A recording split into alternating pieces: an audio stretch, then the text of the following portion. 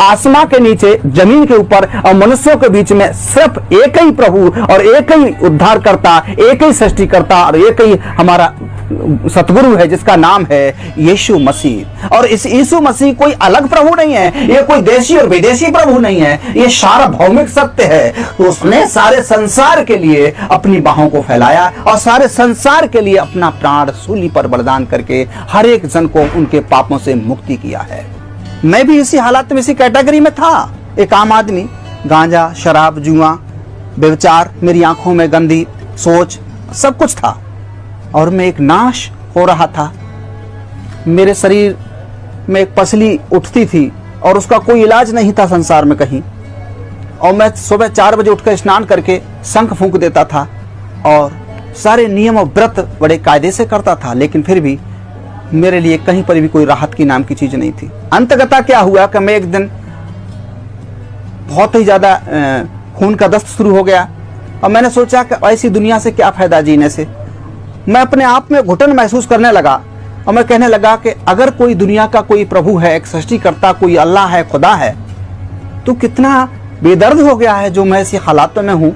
आखिर मुझ में कमी क्या है, उस कमी को अवगत कराया जाए, या तो मेरी जान को मुझसे ले लिया जाए या मुझे शांति का दिया जाए।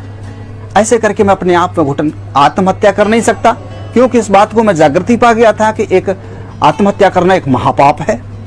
ऐसी हालातों में बड़ी मुश्किलों से मैं जब उठ के गया तो क्या देखा कि एक छोटा सा पर्चा मुझे मिला और वो पर्चा किसी व्यक्ति ने फेंक दिया था। उसमें एक नाम मिला था, यीशु नाम, और उसने कहा, उसमें लिखा था, हे सब परिश्रम करने वालों और बोझ से दबे लोगों, मेरे पास आओ, मैं तुम्हें विश्राम दूंगा।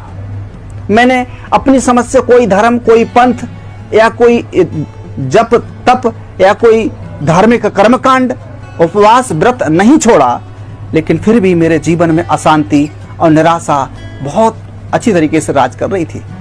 मैंने उस किताब को, पर्चे को पढ़ा, हे सब परिश्रम करने वालों, बोझ से दबे लोगों, मेरे पास आओ, मैं तुम्हें विश्राम दूंगा। मार्ग और सच्चाई और जीवन मैं ही हूं।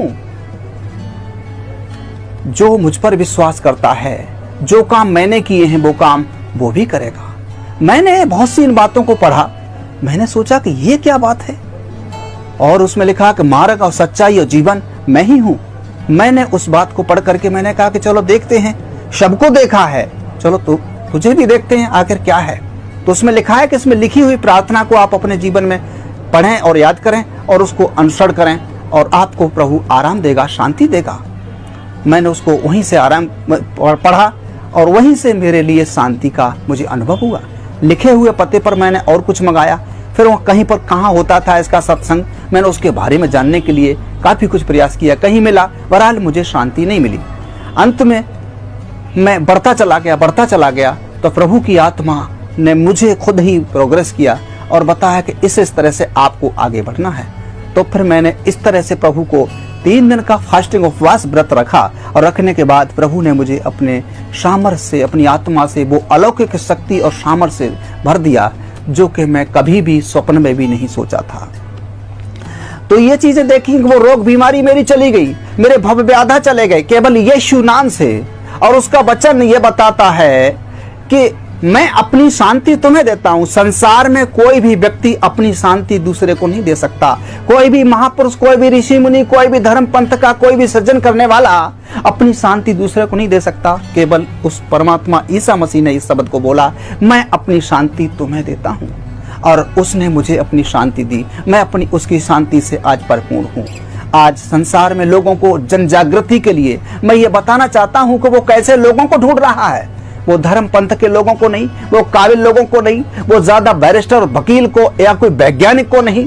परमात्मा के पवित्र शास्त्र में ऐसे लिखा हुआ है, वो आत्मा और सच्चाई से भजन करने वालों को वो ढूंढता है। जो आत्मा और सच्चाई से जो भजन करना चाहते हैं उस परम पिता का, उस सृष्टिकर्ता का, ऐसे लोगों को वो परमेश्वर पिता और उसका पुत्र यीशु मसीह वो खोज रहा है। आज जरूरत है आत्मा और सच्चाई से भजन करने वालों की।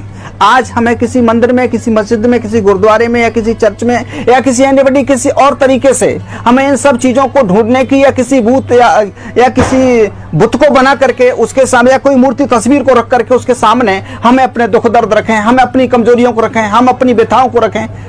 ये सब मनुष्य के निर्मित और मनुष्य की सोच के अनुसार है। उस परमपिता परमेश्वर के वचन में ऐसे लिखा है कि परमेश्वर आत्मा और सच्चाई से भजन करने वालों को ढूंढता है, और जो इस बात को समझ लेता है उसके जीवन में वो परमेश्वर का काम शुरू हो जाता है। और ऐसे लिखा है कि परमेश्वर के पवित्र शास्त्र में, क्या तुम नहीं जानते कि तुम परमेश्वर का मंदिर हो और परमेश्वर का आत्मा तुम में वास करता है। और ये शब्द जो पवित्र शास्त्र बाइबल में लिखा है, ये शब्द हमारे भारत के संतों ने बोला है कि ना मंदिर में, ना मस्जिद में, ना काबे कैलाश में, अरे मुझको कहाँ तू ढूंढे बंदे, मैं तो तेरे पास में।